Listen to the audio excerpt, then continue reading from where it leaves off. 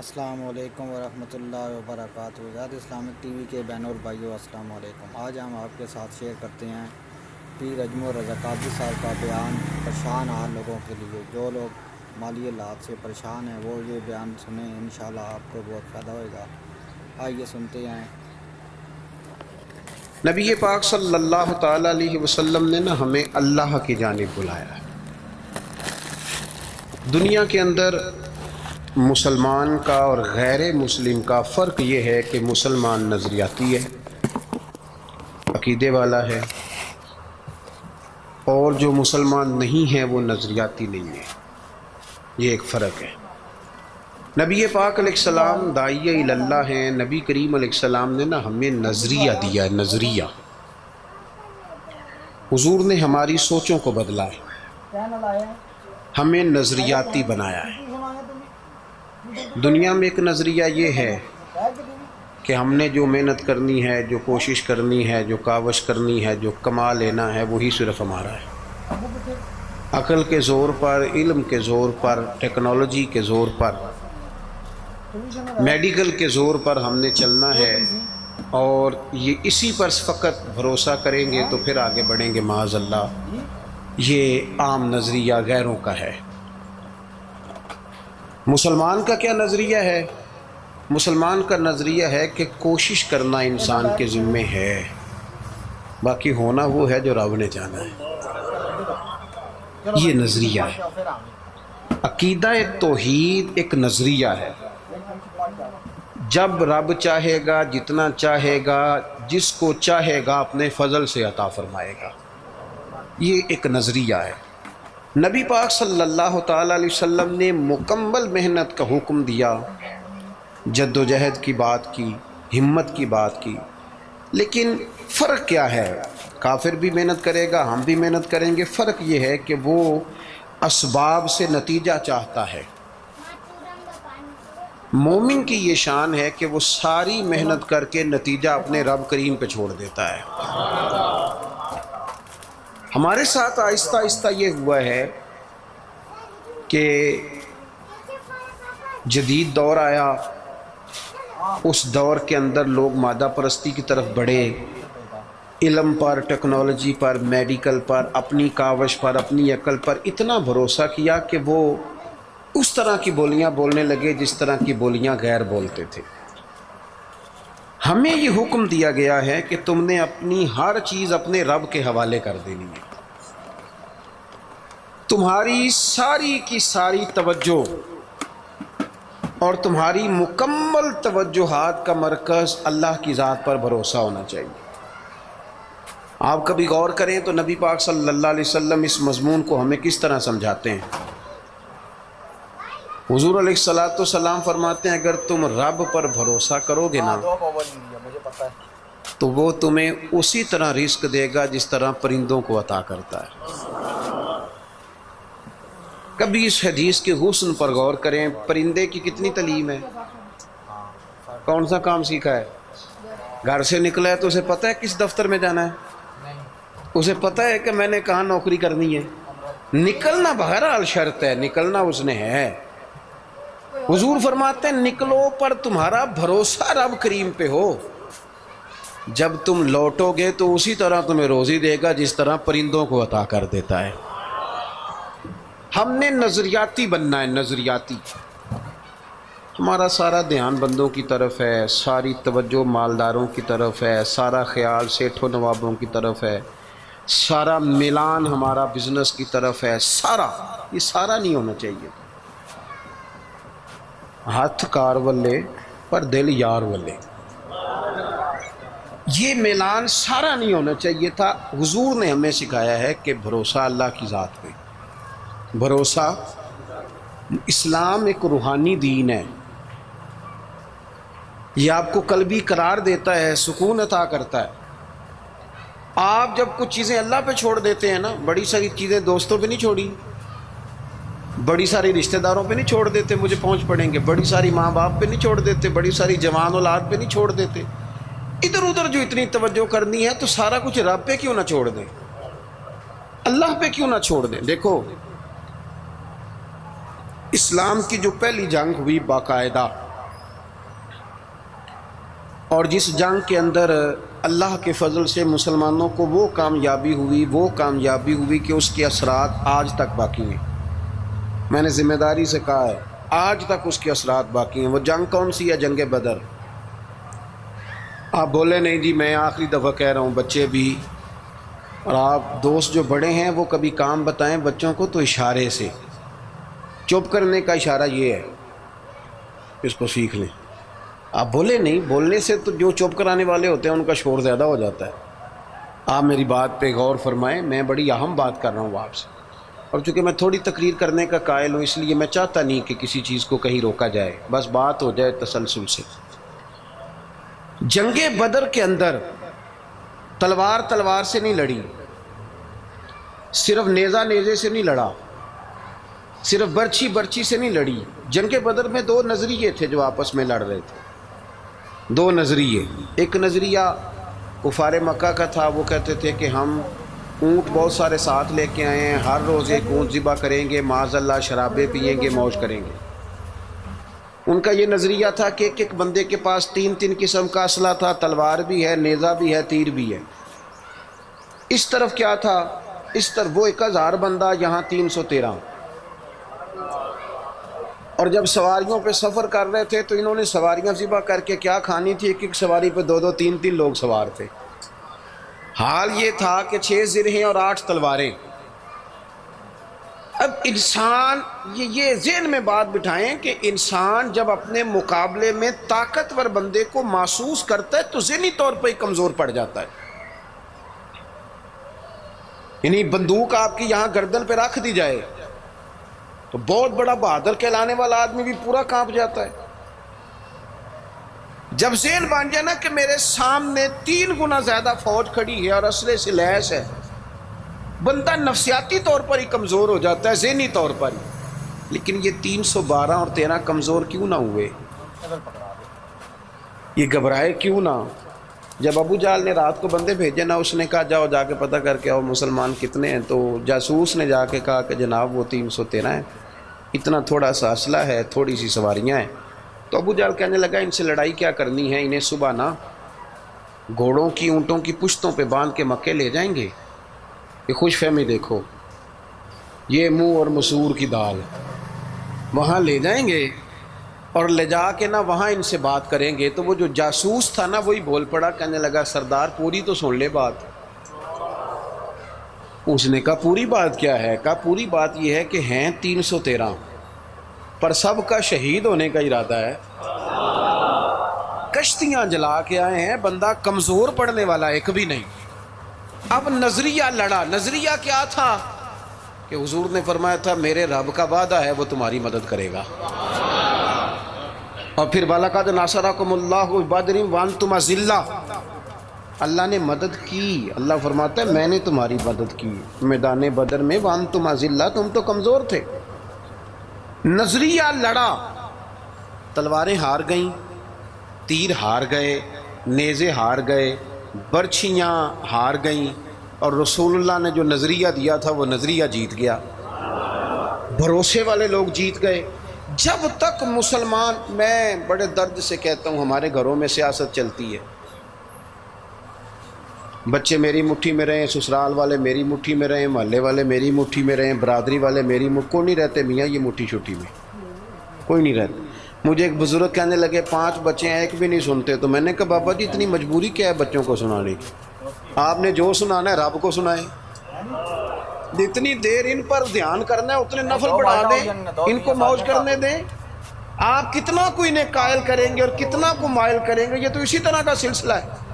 جتنی سیاست ہم لڑاتے ہیں نا لوگوں کو سیٹ کرنے میں، اگر اس سے آدھا وقت بھی اپنے رب کو راضی کرنے میں لگائیں نا تو رب راضی ہو جائے تو لوگوں کے دلوں میں محبت پیدا فرما دیا کرتا ہے. نظریاتی بنے. توجہ، اتنی بندوں پہ توجہ کرنا، اتنی سیاست کرنا، اپنے آپ کو ہر وقت لوگوں میں گڈ بک میں. کوئی ضروری ہے کہ سارے لوگ ہمیں اچھا ہی کہیں؟ کوئی ضروری ہے؟ کوئی ضروری نہیں. کوئی ضروری ہے کہ ہر وقت آپ یہی کہیں کہ ہر کونے سے میری تعریف ہی اٹھے؟ کوئی ضروری نہیں میرے بھائی.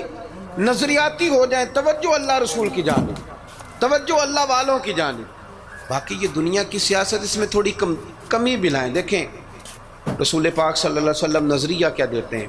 ایک جنگ سے واپسی ہے، حضور آرام کر رہے ہیں، صحابہ تھوڑا سا ہٹ کے ادبن دور دور ہو کے لیٹ گئے. سرور کائنات علیہ السلام بھی آرام کرنے لگے تو تلوار اتار کے درخت کی ٹہنی سے لٹکا دی. حضور بھی آرام فرما. ایک بندہ آ گیا، تلوار اتار لی، حضور پر تان لی، اور محبوب علیہ السلام فرماتے ہیں آنکھیں سوتی ہیں، دل تو میرا جاگتا رہتا ہے. اس نے تلوار تان لی. اللہ کرے میں آپ کو بات سمجھاؤں. بھئی اچانک کو یہاں بندوق رکھ دے، اس وقت ہم نے دیکھنا ہے کہ بلڈ پریشر کتنا ہو گیا ہے، پھر دیکھنا ہے کہ اس وقت خون کے مد و جزر کا کیا حال ہے. اچانک وہ دیکھو نا میرے عزیز، رات کو 2 بجے ویسے ہی چھت پہ بلی ہو اور بندے کو کہہ دے کہ چور ہے، تو مجھے بتائیں حال کیا ہوتا ہے. ویسے انسان کی نفسیات ہے نا. لیکن جو نظریاتی بندے نا، نظریاتی، ڈاکٹر نے کہہ دیا، ایک بندہ نظریاتی نہیں تھا، ڈاکٹر نے کہہ دیا تو ہفتے میں مر جائے گا، تو وہ 3 دنوں میں مر جاتا ہے. ایک نظریاتی ہے، ڈاکٹر نے کہا 1 ہفتے کے بعد آپ دنیا سے رخصت ہوں گے. تو اس نے کہا ڈاکٹر صاحب آپ جو کہہ رہے ہیں اپنے علم کے مطابق کہہ رہے ہیں، ہونا وہ ہے جو میرے رب کریم نے چاہنا ہے. یہ کئی سال بھی نکال سکتا ہے. شرط یہ ہے کہ ہم نظریاتی ہوں. ہماری سیاست ہی ختم نہیں ہوتی ہے کہ جگہ میں خود جاتا ہوں بندے راضی کر رہا ہوں، جہاں میں نہیں گیا وہاں بیٹا بھیجا، تو ولیمے پہ ہویا، چھوٹے بھائی سے کہا تو فاتحہ کہہ. سارا دن بندے راضی کرنے میں وہ پھر نہیں راضی ہوتے. حضرت مولا علی فرمایا کرتے تھے یہ اس طرح ہے جس طرح چرواہے کی بکریاں ہیں، ادھر والی گھیر کے لاؤ تو ادھر والی نکل جاتی ہیں، ان کو گھیرو تو ادھر والی نکل جاتی ہیں. تو ضرورت کیا ہے؟ رب کی جانب توجہ کرنا، اللہ پہ بھروسہ کرنا. اس نے تلوار حضور پہ تان لی. او بھائی کیا ہوا ہے؟ آپ کو عرض کیا آپ خاموش ہوں، اللہ آپ کو خوش رکھے اور یہ آنا جانا بھی بند کریں. آپ کو اللہ تعالیٰ بڑی ساری جزائے خیر دے. کچھ بندے بزدل ہوتے ہیں، انہیں تقریر نہ بھول جائے کہیں. آپ میری بات سنیں، آپ کی مہربانی، اللہ آپ کو سلامتی عطا فرمائے. میں نے جتنی بات کر لی ہے شاید اتنی بھی نہ کروں، اس سے کم کروں، لیکن چاہتا یہ ہوں کہ میری نہیں ہے نا، اللہ رسول کی ہے. تو اللہ رسول کی بات اپنے دامن میں بڑا ادب رکھتی ہے. عزیز بھائیوں، اس نے تلوار حضور پہ تان لی، سرکار نے مقدس آنکھیں کھولی. تو میں بتا چکا ہوں کہ اگر ہم پر کوئی پستول تانے تو شاید سارا وجود کانپنے لگے. اس نے تلوار تانی، حضور کی مقدس آنکھیں کھلی، کہنے لگا آپ کو مجھ سے کون بچائے گا؟ قربان جائیں حضور نے مسکرانا شروع کر دیا. زندگی نظریاتی بن جاؤ، زندگی ہنس کے گزر جائے گی شاید. لیکن اگر نظریاتی نہیں ہونا تو پھر تو بھائی کاروبار پہ نقصان پہ بھی ہارٹ اٹیک ہو جاتا ہے. پھر تو میرے عزیز نوکری سے جواب ہو جائے تو لوگ مریض ہو جاتے ہیں شوگر کے. اگر آپ نظریاتی ہیں تو جی لیں گے. اس نے کہا کون بچائے گا؟ تو محبوب مسکرا کے فرمانے لگے یہ تو نے عجیب بات کر دی، مجھے میرا رب بچائے گا. اللہ کے نام میں طاقت ہے، اللہ کے نام میں قوت ہے، اللہ بچائے گا. بس حضور کی زبان نے نور سے یہ جملے نکلے، اللہ بچائے گا. ان لوگوں سے ڈرنا چاہیے جو اپنے فیصلے رب کے حوالے کرتے. اچھا وکیل کرنے کے پیسے نہ ہوں، سفارش کے پیسے نہ، اور معاملہ اللہ پہ چھوڑ دیں، ان سے ڈرو. انہوں نے سب سے بڑے کورٹ میں مقدمہ دائر کرا دیا. حضور فرمانے لگے رب بچائے گا. بس ان لفظوں میں کیا اثر تھا، بندہ کانپنے لگا، تلوار ہاتھوں سے گر گئی. سرکار نے اٹھا لی، فرمایا لو بھائی مجھے تو رب نے بچا لیا ہے، اب تو بتا تجھے کون بچائے گا. آپ زندگی میں اگر نظریاتی ہیں تو آپ زندہ ہیں، اور اگر آپ لگے ہوئے ہیں کہ اوہو کیا بنے گا، میری کون سنے گا، گاؤں چھوٹا ہے، میں بات کر بھی لوں گا تو کہاں پہنچے گی، تو کون ہوگا، تو کیسے ہوگا، تو یہ تو کمزوری ہے. آپ کے ذمے تو کہنا ہے، پہنچانا تو اللہ کریم کی بارگاہ کرم کے فضل کا نتیجہ ہے. یہ اللہ بچائے گا. اس کے ہاتھ سے تلوار گر گئی، حضور نے اٹھا لی، فرمایا مجھے تو رب نے بچا لیا ہے، اب تو بتا تجھے کون بچائے گا. کہنے لگا حضور میں نے سنا ہے آپ بڑے ہی معاف کرنے والے ہیں، آپ صحیح بتاؤ. ایک بندہ میرے اوپر تانے پستول، تھوڑی دیر کے بعد قابو آ جائے تو وہ مجھے کہے جی آپ تو نیک آدمی ہیں چھوڑ دیں، تو میں کہتا ہوں قابو آ گیا تو میں نیک ہو گیا ہوں. پہلے تو بندوق لے آیا تھا، لیکن یہ حضور سید عالم صلی اللہ علیہ وسلم کے ضرف کی، حوصلے کی اور محبوب کے دل نور کی بڑائی دیکھو کتنا بڑا ہے۔ اس نے کہا سنا ہے، آپ معاف کر دیتے ہیں۔ فرمایا تو نے سنا ہے؟ حضور سنا ہے۔ پھر مسکرا پڑے، فرمانے لگے جا پھر میں نے معاف کیا، ہو گئی بات ختم۔ معافی تو یہاں پہلے ہے سب سے، جا معاف کیا۔ ایک تو اپنی زندگی میں توجہ اللہ پہ کریں، یہ چھوڑ دیں اتنی زیادہ سیاست، اتنا بندوں کے پیچھے بھاگنا، یہ تو تھکا دیں گے، یہ تھکا دیتے ہیں۔ ان کی ایک خواہش پوری کرو تو یہ دوسری۔ میں آج ہی پڑھ رہا تھا، حضرت سعید ابن مسیب کہا کرتے تھے یا اللہ یہ بڑوں کی آرزوؤں سے بھی بچانا، ان کی آرزویں بڑی ہوتی ہیں، روز نہیں ایک آرزو۔ اور حضور دعا مانگا کرتے تھے، نبی کریم علیہ السلام، مسند امام احمد بن حنبل میں موجود ہے، اللہ کے محبوب فرماتے تھے اے اللہ اس آرزو سے بچا جو آرزو ایک اور آرزو میں مبتلا کر دے، وہ خواہش جو اور خواہش میں ڈال دے۔ تو ایک تو توجہ اللہ پہ کریں۔ دوسری بات، زندگی کو بود و باش کو، اس کو سادہ کریں۔ سرور کائنات صلی اللہ تعالی علیہ وسلم کا کمال یہ تھا کہ لوگ نا حضور کے ساتھ ڈیل کرنے میں آسانی محسوس کرتے تھے کہ حضور سے بات آسانی سے کی جا سکتی ہے، سرور کائنات بات سنتے ہیں۔ یہ جو ہمیں شوق ہے نا سہولتوں کا، یہ ضرور لیں، کوئی بھی سہولت منع نہیں، لیکن اپنے آپ کو سہولتوں کے ساتھ زندہ رکھنا ہے۔ ہم نے نا کچھ آسانیاں زیادہ جمع کرنی شروع کر دی اپنے ڈرائنگ روم میں۔ سردیوں میں ہیٹر ہے، گرمیوں میں اے سی ہے، اور ہر شہر ریموٹ کنٹرول ہے، اٹھنا نہ پڑے بیڈ سے، توبہ توبہ، اور واش روم بھی اٹیچ ہے۔ اتنی سہولیات جمع کرنا چاہتے ہیں، بس نہیں چلتا، ورنہ جو ہم لا سکتے ہیں وہ تو ضرور آتا ہے۔ اس سے زیادہ جب آپ اتنی آسانیوں کے عادی ہو جاتے ہیں نا میرے عزیز، تو پھر آپ نظریاتی نہیں رہتے، پھر آپ کو قابو کیا جا سکتا ہے۔ پھر تو ڈاکٹر کو بھی اے سی دے کے تحفے میں تو مرضی کی دوائی لکھوائی جا سکتی ہے۔ حالانکہ اس معاملے میں سفارت چلنی چاہیے، صحت والا معاملہ تو ٹھیک ہونا چاہیے نا، لیکن ڈاکٹر اگر بڑا ہے تو اسے چابی دیں کمپنی والے گاڑی کی، تو اسی کمپنی کی دوائی لکھ دے گا، اللہ ماشاء اللہ۔ جب آپ نظریاتی ہیں، تھوڑے پہ آپ کو گزارا کرنا آتا ہے۔ حضور صلی اللہ علیہ وسلم نے نا ہمیں اپنی سیرت کے تعلق سے جو دوسرا بڑا نظریہ دیا وہ یہ ہے، آپ کو میری باتوں کی سمجھ آ رہی ہے؟ جو نہیں بولتے انہیں بھی آ رہی ہے؟ حضور نے ہمیں اپنی سیرت نور سے ایک پیغام دیا ہے کہ دنیا میں تمہارے مکانات نہیں، تم نے یہاں رہنا ہے مسافروں کی طرح۔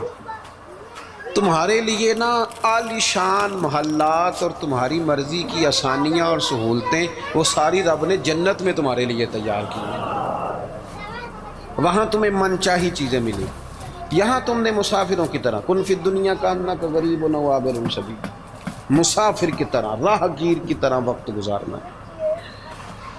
آپ نے کبھی دیکھا ہے کہ بس اسٹاپ پہ جہاں بندے کھڑے ہو کے بس کا انتظار کرتے ہیں، وہاں کبھی کسی بندے نے جگہ خرید لی ہو کہ یہاں اکثر کھڑے ہونا پڑتا ہے تو چلو جگہ تھوڑی خرید لیتے، خریدتا ہے کیوں؟ اسے پتہ ہے کہ بس آئی تو میں نے چلے جانا ہے۔ پلیٹ فارم پہ، ریلوے اسٹیشن پہ کبھی کسی بندے نے جگہ خریدی ہے کہ یار اکثر آنا جانا پڑتا ہے تو چلو تھوڑی خرید لیتے ہیں؟ کبھی خریدی ہے؟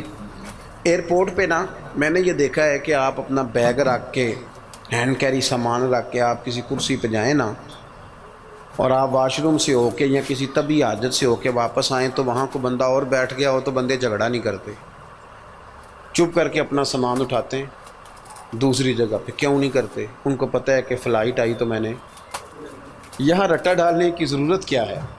آپ نبی کریم علیہ السلام کی بات کو سمجھیں۔ حضور نے فرمایا کہ تم نے یہاں مسافر کی طرح رہنا ہے۔ مسافر کو 2-2 مرلے کے لیے جھگڑے کھڑے کرتے ہیں، وہ کچھ 6-6 انچ کے لیے رٹے ڈالتے ہیں۔ ان کو تو پتہ ہے کہ حضرت اسرائیل نے آنا ہے اور ہم نے چلے جانا ہے۔ اس لیے حضرت بلال حبشی رضی اللہ تعالیٰ عنہ بڑا عرصہ رہے مدینہ طیبہ، 10 سال رہے، انہوں نے کوئی مکان نہیں بنایا۔ ایک حجرے میں وقت گزر گیا، کو بتائے کہ شادی سے پہلے مولا علی شیر خدا کا مکان کہاں تھا، کو بتائے کوفے میں کتنی جائیدادیں بنائی انہوں نے، کہاں محلات تعمیر کیے ان لوگوں نے۔ ان کو پتہ تھا، ان کو پتہ تھا حضرت عمر پر 80 دینار کا قرضہ تھا، انہیں پتہ تھا کہ جب حضور آئے تھے نا معراج کی رات تو مجھے بتایا تھا کہ عمر میں تیرا محل دیکھ کے آیا ہوں. تو جب حضور دیکھ آئے تھے تو پھر انہوں نے یہاں بنایا. یہ نظریاتی بات ہے، اس کو آپ نے سمجھنا ہے. ہمارے ہاں یہ ابھی کرونا آیا نا، پینک پھیل گئی، ٹینشن ڈپریشن کے مریض بڑھ گئے. آپ نے ناراض نہیں ہونا، زیادہ تر وہ لوگ ٹینشن میں ہیں جو آسانیوں میں جینے والے تھے نا. کیونکہ بندے نے اتنی قیمتی کوٹھی بنائی ہو پھر چھوڑ کے مر جائے، دل نہیں کرتا مرنے. اتنے پیسے جمع کیے ہوں پھر چھوڑ کے کیسے مرے، دل ہی نہیں کرتا. وہ لوگ مسافر تھے جنہوں نے سامان باندھے ہوئے تھے، جب رب کا حکم آئے گا ہم حاضر ہو جائیں گے. اب یہ ٹینشن کیوں پھیلی؟ ٹینشن بھی اس لیے پھیلی کہ ہم اسلامی نظریات کو نہیں سمجھتے. وہ میرے بھائی وہ کسی اور کا عقیدہ ہے کہ مر جائیں گے تو فنا ہو جائیں گے، اور کا عقیدہ ہے. اور مجھ سے کوئی سوالات بھی ہوئے اس دوران. دیکھو قبر کھڈا بھی ہے، گڑھا بھی ہے، لیکن مجھے اپنی ڈائریکشن کا پتہ ہے، آپ کو بھی اپنی ڈائریکشن کا پتہ ہے. ہمیں کسی کی نا ایک آدھ خامی کا پتہ ہوتا ہے، اپنی تو ساری کا پتہ ہوتا ہے. لیکن وہ الگ بات ہے کہ اپنی خامیوں سمیت اپنے آپ سے پیار ہوتا ہے، اور کسی کی ایک خامی دیکھ کے بھی اس سے پیار نہیں رہتا. عزیز بھائی،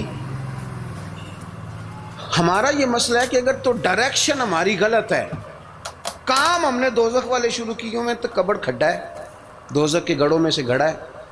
لیکن اگر ڈائریکشن ٹھیک ہے، حلال حرام کی تمیز ہے، آنکھ پر زبان پر نفس پر کنٹرول ہے،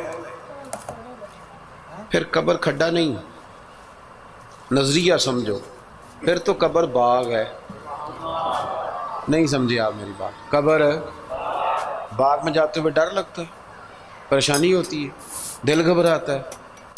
وہ جی قبر میں آکسیجن کہاں سے آئے گی؟ میں نے کہا جہاں اماں کے پیٹ میں بچہ ہوتا ہے تب کہاں سے آتی ہے؟ چلیں اس سے بھی اور مثال دیتا ہوں. کبھی انڈا دیکھا جب اس میں سے بچہ نکلتا ہے؟ چاروں جانب کو جگہ ہوتی ہے آکسیجن کی. یہ جو بڑے عقل مند لوگ ہیں یہاں سوال کھڑے کرتے ہیں، ان سے پوچھو کہ بچہ تندرست بھی نکلتا ہے انڈے سے اور سونا بھی نکلتا ہے.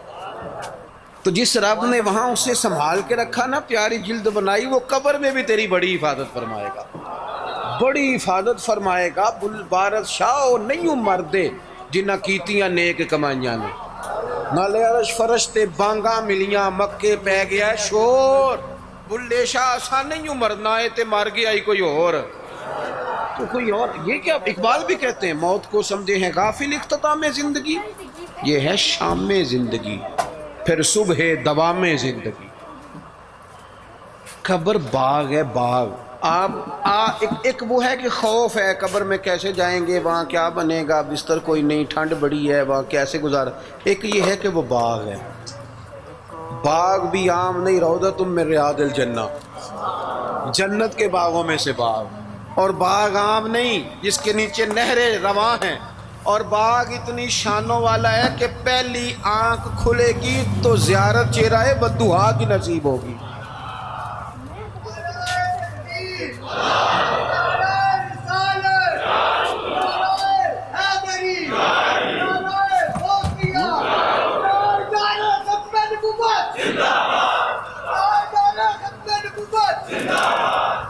آپ میری بات پر توجہ کریں. جب آپ کا یہ نظریہ بن جاتا ہے نا کہ میرے لیے آگے بڑا کچھ ہے. جو لوگ یہاں سے گئے تھے نا سعودی عرب محنت مزدوری کرنے، انہوں نے وہاں مکان بنائے.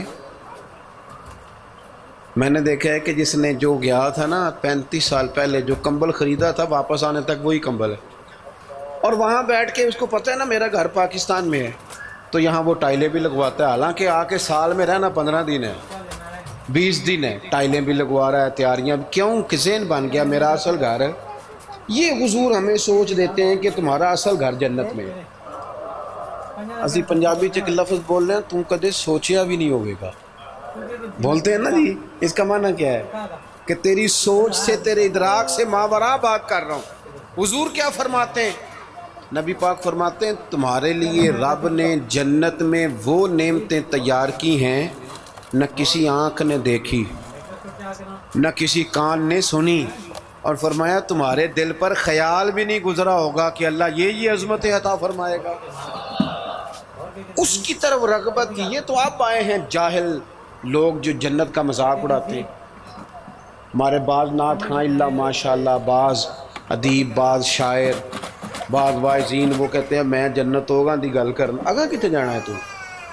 یہی سارا کچھ ہے، جنت میں ہی اللہ کا قرب ملے گا اور یہی رسول اللہ کی زیارت بھی نصیب ہوگی۔ آگے کدھر جانا ہے تو نے؟ کون سی نئی جگہ بنا لی میاں تو نے؟